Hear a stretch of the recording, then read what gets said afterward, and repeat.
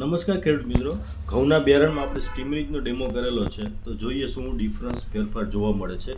તો એક ગ્લાસની અંદર ઘઉંના દાણામાં સ્ટીમરીજનો પટ આપેલો છે અને એક ગ્લાસમાં સ્ટીમરીજનો પટ આપેલ નથી.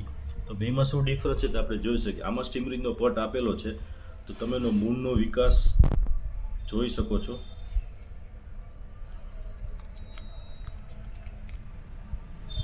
તંતુમૂળનો જબરજસ્ત વિકાસ તમને જોવા મળે છે અને હાઇટમાં બંનેમાં જે સ્ટીમરીજનો પટ આપેલ છે જેમાં હાઇટ છે જ વધારે દેખાય છે અને ઉગાવવામાં પણ ડિફરન્સ એમાં દેખાય છે.